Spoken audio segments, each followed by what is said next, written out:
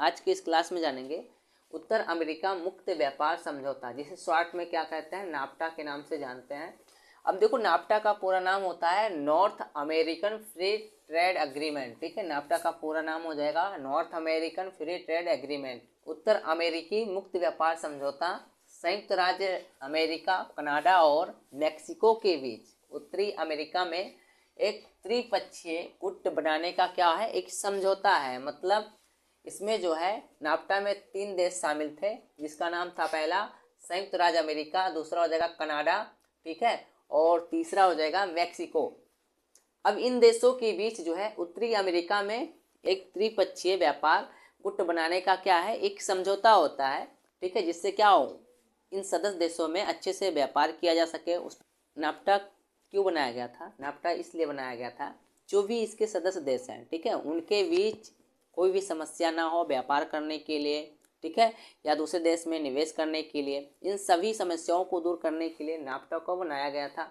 NAFTA समझौते पर 1992 में सिग्नेचर किया गया। ये सन याद रखो कि 1992 में इस पर सिग्नेचर हुआ और 1 जनवरी 1994 को इस समझौते को लागू किया गया। ठीक है, लागू कब किया गया? 1 जनवरी 1994 को, और सिग्नेचर 1992 में हुआ था। जिससे क्या हो, दुनिया में यह सबसे बड़ा मुक्त व्यापार क्षेत्र बना। इससे क्या हुआ कि जो नाफ्टा था वो दुनिया में अर्थात विश्व में सबसे बड़ा मुक्त व्यापार अर्थात फ्री ट्रेड एग्रीमेंट बना। और नाफ्टा का उद्देश्य जो है सदस्य देशों में वस्तुओं, सेवाओं और श्रम की प्रवाह पर बाधाओं को कम करना। ठीक है, इसका मेन उद्देश्य क्या था? जो भी इसके सदस्य देश हैं उनके बीच वस्तुओं और सेवाओं, ठीक है, श्रम की प्रवाह पर जो भी बाधा थी या समस्या थी, वस्तुओं को बेचने के लिए या उस देश में निवेश करने के लिए जो इसके सदस्य देश हैं, ठीक है, इन सभी बाधाओं को कम करना और इन सभी बाधाओं को खत्म करने के लिए क्या बनाया गया था? नाफ्टा को बनाया गया था। सदस्य देशों में निवेश के लिए सुरक्षा आदि करना, और जो भी इसके सदस्य देश हैं, ठीक है, वहाँ पर क्या हो, निवेश करने के लिए सुरक्षा प्रोवाइड करना, इसका मेन उद्देश्य था। नाफ्टा देशों में व्यापार जो था वह जो है 949.1 अरब डॉलर तक जो है पहुँच गया था, जो नाफ्टा के प्रभाव में आने के बाद से 3 गुना अधिक बढ़ गया। और जब यह नाफ्टा के प्रभाव में आया या अधिकार में आया तो क्या हुआ, यह जो है 3 गुना जो है और बढ़ गया। उससे 1993 और 2008 के बीच उभरते हुए बाजारों के बीच जो है प्रत्यक्ष विदेशी निवेश के सबसे बड़े प्राप्तकर्ताओं में से एक बन गया है।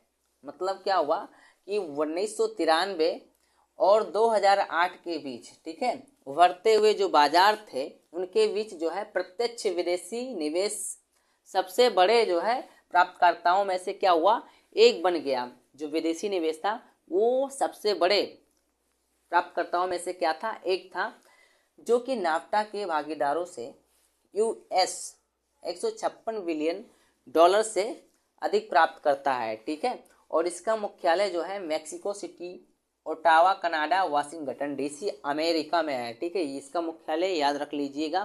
ठीक है, नाफ्टा की विशेषताएं। अब देखो नाफ्टा की विशेषताएं क्या होती हैं, तो पहला हो जाएगा टैरिफ समाप्त करना।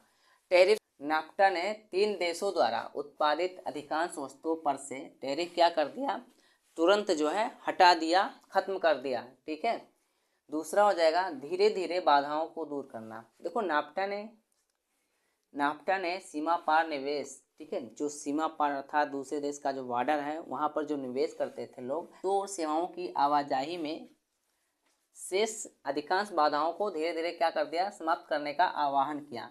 ठीक है, मतलब क्या हुआ कि दूसरे देश में जाकर बॉर्डर पार करके जो व्यापार किया जाता था, उनके आने जाने में जो समस्या होती थी उसको क्या कर दिया, धीरे धीरे खत्म कर दिया। तीसरा हो जाएगा बौद्धिक संपदा की सुरक्षा। देखो नाफ्टा ने बौद्धिक संपदा जैसी अमूर्त संपत्तियों की क्या की है, रक्षा की है। चौथा हो जाएगा विवाद समाधान तंत्र स्थापित करना। विवाद समाधान तंत्र स्थापित करना, नाफ्टा ने विवाद समाधान तंत्र जो है स्थापित किया। ये हो जाएगा